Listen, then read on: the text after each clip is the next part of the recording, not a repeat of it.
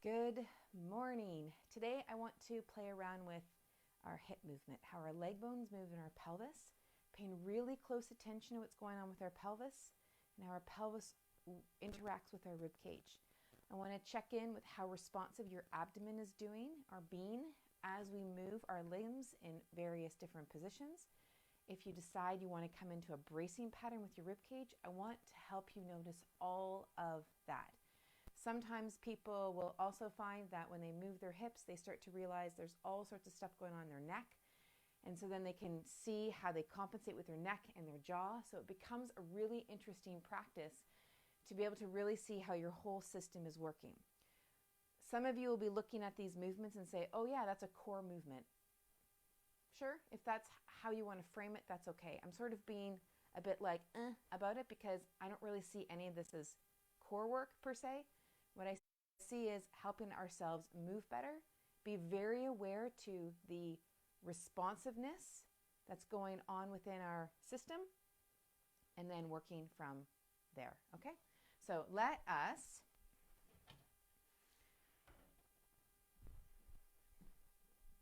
get going. Okay, so we're going to begin on our backs, and we're going to start with a really, really simple belly massage. So hands are going to come on your belly. You can actually bring up the shirt if you want, and then take your hands onto the skin. It's totally up to you. But I want you just to come in and massage out your belly. Be very, very, very gentle about that.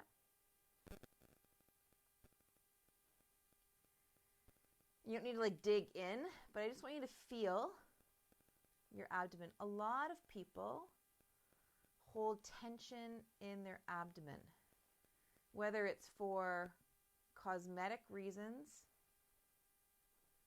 and they're holding their belly in most of the day, or whether it's because of high load or stress and they just grip in their abdomen, or they have bracing patterns in their abdomen. Any number of reasons. So I just want you to feel and kind of get a feel of your abdomen and just notice what's underneath your fingers. If something is a little too tight or too limited, maybe tight's not the right word, but if you've been using a lot of gripping pattern, then your tissue just isn't going to be responsive. And when I'm teaching people, probably one of the big principles I share is this whole idea about being responsive as opposed to bracing. I don't want to be anticipating movement. I want to be more responsive. And this might sound funny, but it's more. I'd prefer to be more ninja-like than wall-like. Yeah. So now I want you just to place your hands on your belly and just breathe and allow yourself to inhale and exhale.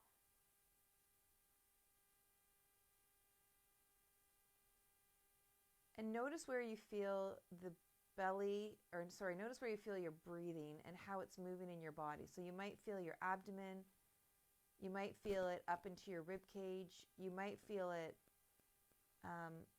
through your nose, you might feel it into your pelvic floor. So just notice where it is that you feel.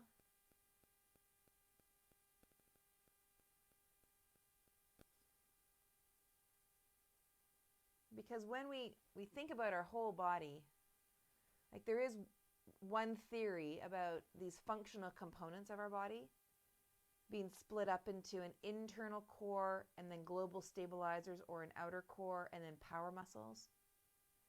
And so power muscles include things like lats and glutes and quads and those big guys.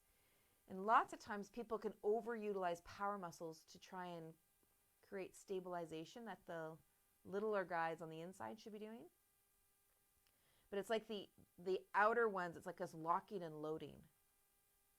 And so a lot of the process that I take people through is really growing the awareness of what's going on so each muscle can really do what it needs to do. Okay, so now from here what we're going to do really simply, we're going to take the legs wide into butterfly. So we're not doing Baddha Konasana where we slide the feet in. We're just leaving, the feet are staying right where they are, and we're just moving the legs in rotation. So just being aware of your leg bone moving in your hip socket in a rotation. So this is in the transverse plane, right? So the leg bone in the hip socket is the articulating joint. The knee and the ankle are going along for the ride. So in that spirit, the front of the hip, those hip flexors, ought not to be firing. Your jaw ought not to be gripping. Your eyes ought not to be hard, right? So just notice what else is going on in your body, yeah? So the notion here, if you think about one of the lines in one of the yoga texts, it might be Hatha Yoga Pradikapa, which is that, asana is sitting comfortably and still, right? That's what it is. That's what we're trying to cultivate here, sitting comfortably and still while we're doing movement. It's not about extraneous tension, yeah? And so think about the other areas of your body that you're gripping in order to do this movement, right? You might even put your hand underneath your neck, and is your neck really starting to grip in order for you to move your legs? There's a really strong correlation between your pelvis and your jaw and your neck. So you might be using that. And can you only move as far through your hips where you don't have that extraneous tension happening? It might mean that you make your range a bit smaller, but then you're making it more actually how it's meant to be. Yeah, and then your body will start to move better. Okay. So now I want you to lift one leg up to 90 degrees at the hip. So again, the leg bone is moving into hip flexion. This is the articulating joint. The knee and the ankle are coming along for the ride. You don't need to anticipate by going, brace, and then lift. In fact, all I want you to do is just lift the leg. That's it. And then drop it down. Lift the leg. And drop it down. Lift the leg. And drop it down. Okay, perfect. Now what I want you to do is just one leg now. I want one leg to drop to the side. So then the opposite one. So right now for me, I'm going to bring this pelvis up to show what I mean. Right now for me, I've got my pelvis in neutral for where it is on the ground. This right leg is going to stay the same, and this left leg is going to move out to the side. So if I do it this way, you'll see that I've got one leg dropping to the side. So what's not happening is I'm not moving this right leg over to compensate for my left leg dropping to the side, and my pelvis isn't going with that left leg. The articulating joint is the leg bone in the hip socket. That's the leg that's doing the movement. So if you start to notice that your pelvis is doing whoop as it goes, then you're going too far. I want you only to move the leg as far as the leg is moving. Pelvis stays quiet, ribs stay quiet, jaw stays quiet. The only reason I'm lifting my head up is so I can talk directly to the screen. Okay? So this leg is staying right where it is. You don't need to push it down. You don't need to hold anything like bracing. So you're only moving just as far as that leg moves. And just notice the responsiveness. So there might be some engagement, but you can kind of tell the difference between a grippy, braced engagement and a responsive engagement. That's what we're really trying to explore here. Okay? So then we're going to do the other side. Leg comes wide. And you might notice like the outer calf on this left side, on your opposite side, is one to kick in. And so then that's your cue that that's part of your body that is bracing or trying to stabilize for the other side, and it doesn't have to. So then all you need to do is move in the range that it doesn't have to, because it's basically training. You're just retraining your body how to move in a way that is less effortful, more effortless. Yeah. Okay, so now what I want you to do is we're going to take this leg out to the side. This one that is not moving is staying where it is. Then we're going to slide that leg along the floor. Okay, and then bring that leg up. Okay, so pelvis is going to stay neutral. Leg bone's going to move wide. Leg's going to move out and then up. Yeah. So you don't need to push with your head. You don't need to push with your other foot or the ball of the foot. You just need to move the leg, and you might only be here. Like I remember when I had my kids and I was starting to regroup and rebuild after having my C-section with my twins, and I was only moving like this far, right? I remember after I'd fallen down my stairs and sprained my coccyx, there were times when I was only moving this far, right? So be honest about where your movement actually is and just notice what it is. Like the more awareness that you have of what's actually happening rather than doing an exercise, yeah? So I really want to make that distinction. I don't, like some people think when I say this that I don't like exercise. That's not it at all. What I'm more interested in is how are you doing it? So pay really close attention to all this other extraneous stuff. Yeah? It will grow your overall awareness and it will grow your overall presence. There was a group class I was leading yesterday, and that was the thing that people were really, really kind of asking about and wondering about. It's like, yep, I can stay aware of my body in my own practice, but when I'm outside of my practice, it's more difficult. But this is the practice, is noticing more parts of your body while you practice. Being more curious, not like rigidly focused. Yeah? Good? Perfect. Okay, so now I just want you to bring those legs out wide into butterfly again and bring them back. And wide. And then bring them back. Okay, and then bring one leg up into hip flexion. Place the same hand on the knee. Press that knee into the hand. You're not bracing with your ribs. Yes, the arm is strong and there'll probably be a little bit here, but you're not like locking and loading. It's a hip flexion, isometric. There's not a lot of angle change at this hip. And then bring it down. Right, other side. Press up. And then bring it down. Other leg comes on up. Hand comes up. Press that leg into the hand. So I've got a cross pattern going here. Okay, good. And then other side. So someone asked me, so when they do this, do we pull the leg over? And the answer is no. We keep the leg coming into flexion. It's just the arm that's done the cross pattern. Okay, good. And then same side, same side. And there.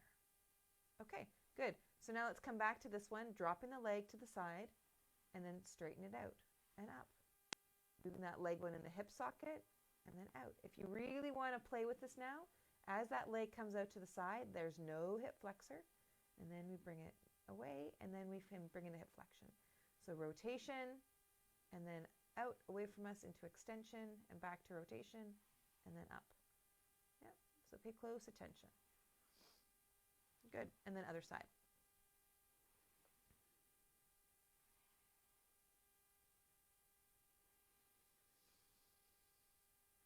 So when the leg moves out, hip flexors can be quiet, rotate, and then straighten it out. And there's a bit of rotation as we move to straighten it out. And we'll just do a few more here.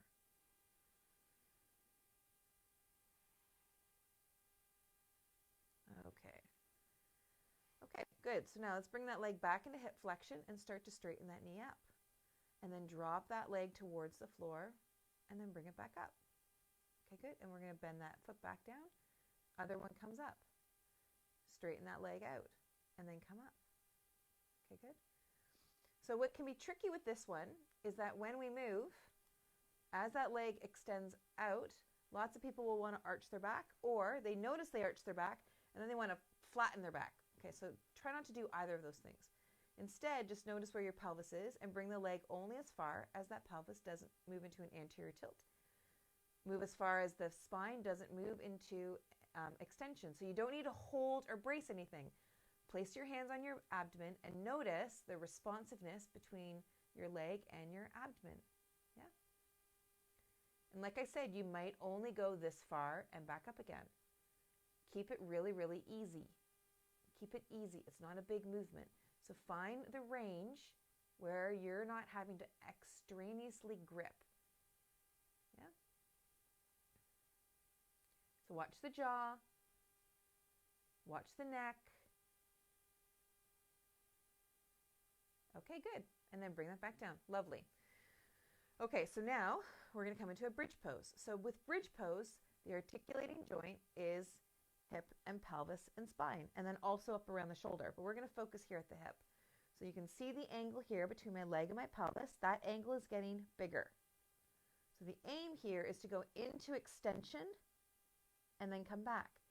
I'm not pushing my arms down. I'm not pushing my feet down. The reason I'm not is because the movement, in order to do the fact to do into bridge, the only thing that needs to happen is you need to extend through your hip. And that's a muscle. The muscle involved is your glutes and your hamstrings. Yeah, and so then we come up, and then we can just come back down again. I'd like you to feel the bottoms of your feet, but you don't need to push them down in order to lift up. Right? Really focus in on this stuff here, your hip coming into extension. And you'll notice here, my ribs are here, my pelvis is here. I'm not tucking and then lifting, right? I'm just keeping these two connected. If you're going to undulate up, if you're going to do this motion, you're going to kind of undulate up like this or an undulate back down. That's a totally different movement. That's not what we're doing here. It's not a wrong movement. It's just not what we're doing here. So we're keeping the ribs and the pelvis connected and lifting through those hips. Yeah. And you'll watch through my shoulder here and how my rib cage moves around my shoulder joint. Yeah. So the whole rib cage is moving. And now you might not have that range. You might not have the coordination between your hips and your shoulders. And so you might just be lifting here. And so then that's your range. That's where you get to work. But just keep in mind what these parts are doing. Yeah? Okay, now, this next one really is for people who are up into bridge and who are good through their back. So you're not coming out of this and saying, oh, I've got to release my back or any of that. That not ought to be happening. So if you are feeling that, then you're going a little too far. And you might want to come back to the earlier movements that we just did, okay? Or rolling out your hip or something like that. If you are able to come up like this, then the thing I want you to play with next is to start to de-weight one foot and bring more weight into this other leg. So to do that, to de-weight, you're going to take a bit more awareness into the standing side. This is my left side. You're going to lift that leg up, okay? And you're going to start to lower and go up. Now watch my knees. My knees are staying in a line. Yeah, so I'm not changing that orientation of my leg bone, but I'm just coming back up to my bridge. This is all in my butt and a little bit of my hamstring.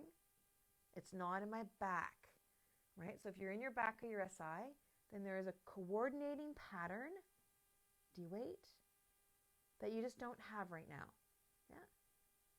And of course, I can't see you, so I can't give you instructions or what you could do. That's more for something like in a private series with me, or if you want to join Susie's resource library, that's where we can get into those kinds of questions.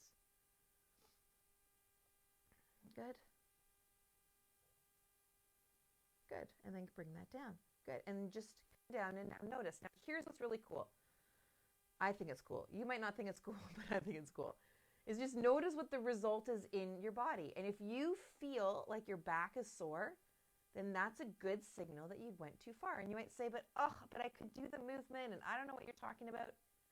Just know that there is a coordinating pattern between your legs and your pelvis and your rib cage and your shoulders. That's not quite where it needs to be, which is why there's strain in your back. Yeah? Now you might say, but Susie, there's a disc protrusion there, or there's this there, there's that there. And it's like, okay, there's still a coordinating pattern that's not quite working as it needs to. So that's just your signal that that's the case. You might have the range of motion. It's just the range of motion is not as pure as it could be. No biggie. That's where you get to decipher and play with. Now there's earlier videos that I've done that we get in a lot more like other mechanical movement between the pelvis and the legs.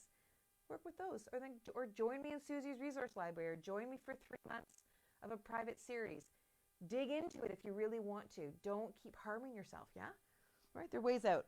Okay, so now from here, what I would like you to do is bring this leg back up. We're going to lower it down, and we're going to bring it back up again. Lower it down, and bring it back up. Notice if there's anything different here, okay? Lower it down, and then bring it back up again. Lower it down, and bring it back up again. Okay, now, take the legs wide, rotation, and bring it back up. And notice if there's anything different. Yeah? All right, good. Now you're going to rotate, and then that leg's going to come out. So we're just seeing where things are at. Anything changing between the parts. Okay? Now, where I'm going to go next, I'll do a couple more on this side, is not at all for everybody, but I want to show you something that I think for some of you will Be very fascinating, okay? So there's this movement in yoga. I call it UPP, yeah? Lots of people call it a core stabilizing exercise. It is so not a core stabilizing exercise. You need to have good core to do it, yes, but not a core stabilizer. What it is you're lowering your feet down towards the floor. Now, in order to do this well, your pelvis needs to stay in neutral, but I don't want you to grip and I don't want you to flatten your back. What I want you to pay attention to is much like we were doing here. It's the same thing, yeah? But it's just now lowering the legs as a twosome. But what you need to be careful about it, I'm giving you the finger here, like the index finger, not the middle finger. I'm giving you the index finger. Pay attention. Don't flatten your back. Don't get all bracy. Don't go crazy like that. Just feel the connection between your pelvis and your ribs as you lower your legs down. Now, I'm about here coming down. You can hear it in my voice a little bit, right? That as I come down, there just starts to become just a little bit more strain. Now, I could go all the way down, but I can feel as I go all the way down, there's just a little bit of a lift in my back. Okay, so let me show that to you again. So I can come to about here. You can start to hear my voice right about there, and I can start to feel a bit of tension brewing there. Then my back starts to arch there. Yeah, so that's kind of my range right now. My range right now is probably there. Yeah, and then come back up. Now I can do the full thing, right? Like this is a great example of, oh, look, I can do it, but there's also a lot of extraneous tension that I don't need to have. So this is my real range, probably about there.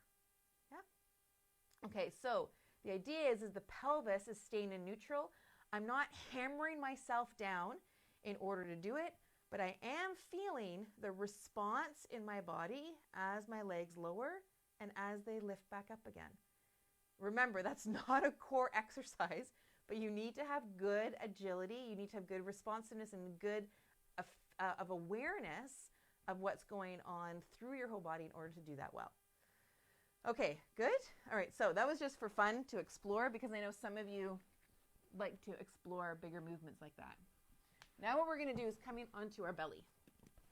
And what I want you to do on your belly is find your leg and your bum here. And I want you to lift your leg and your bum. Good. You're going to lift. That's actually really hard. How do you lift your bum in this position? That was not a great instruction.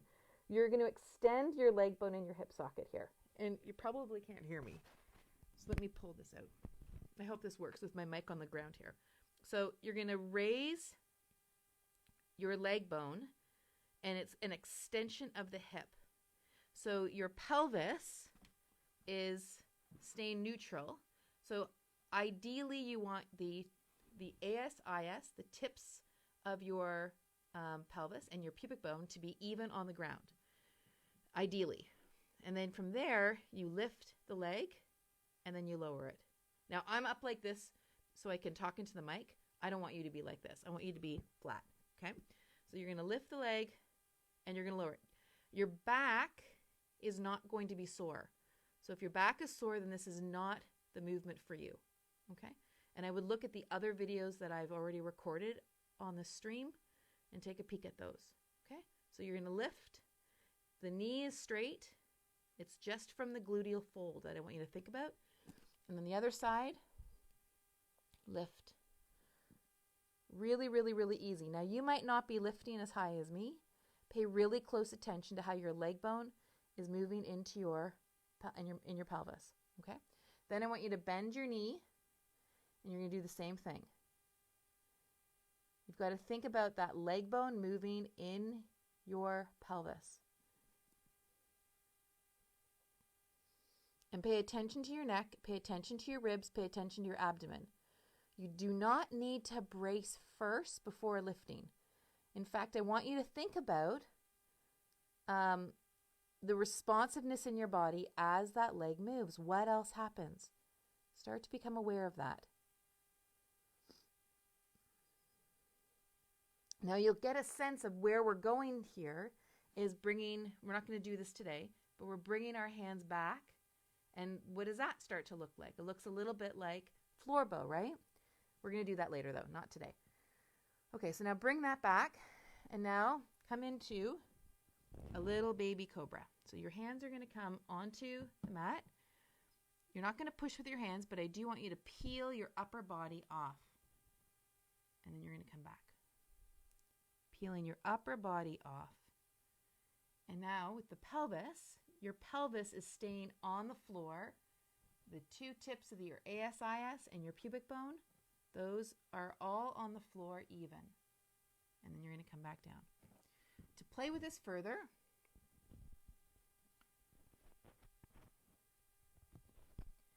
you're going to take your toes under and you're going to reach your feet back.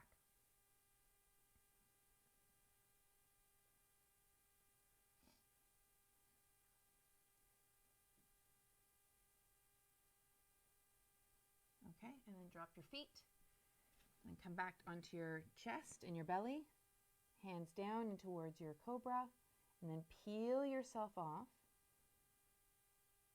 Now I want you to notice what's going on with your belly and your pelvis.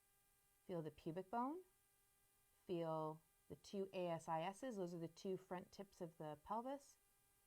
And as you start to lift, notice what happens with your abdomen and your pelvis. So those 3 points are still there. Allow your abdomen to respond however you are moving.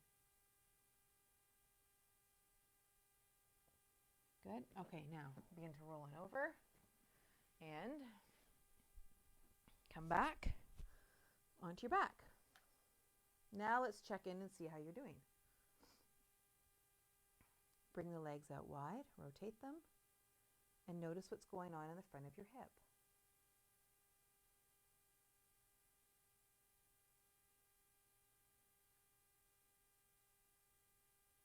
Okay. Take one leg wide, meaning rotation, and then extend that out and bring it back. So coming back to what we did earlier. Out. Good. Drop the other one.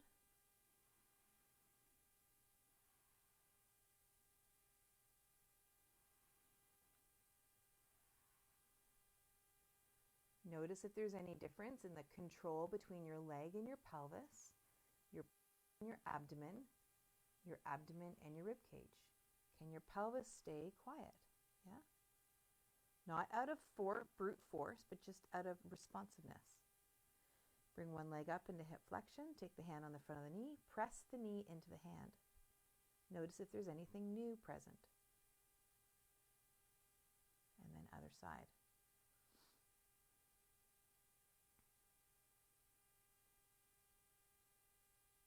Good. Okay. Now, easy breathing.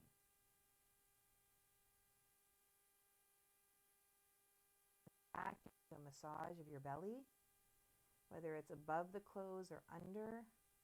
Now get a feel of what's going on in your belly. Has there been anything new arising in your belly since you started this practice?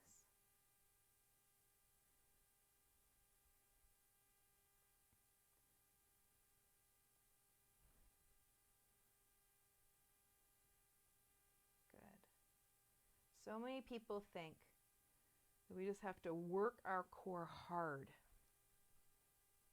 Legs come straight. Or legs over a bolster. And the thing is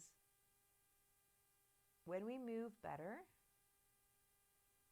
when we have better coordinating patterns, when our parts are moving the way they're meant to be moving, when there's less extraneous tension in our system, our core stability is more responsive.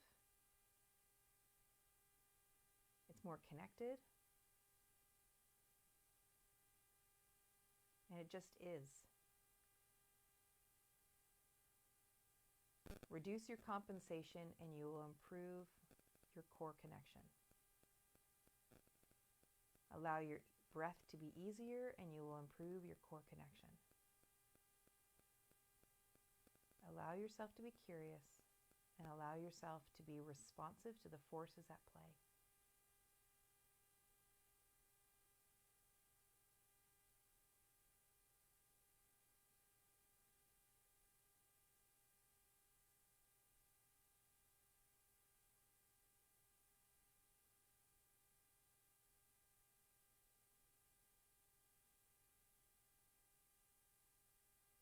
Feel your legs, feel your pelvis, feel your abdomen and your rib cage, your jaw and your neck. Recognize that they are all connected.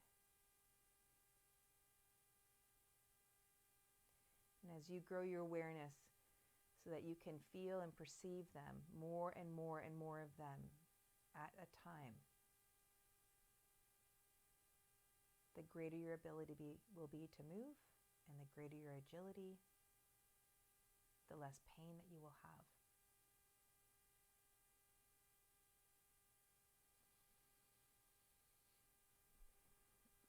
You have a lovely, lovely rest of your day. If it's starting, you have a great breakfast. If it's ending, have a great sleep. And we will see you tomorrow morning. Namaste. Take good care.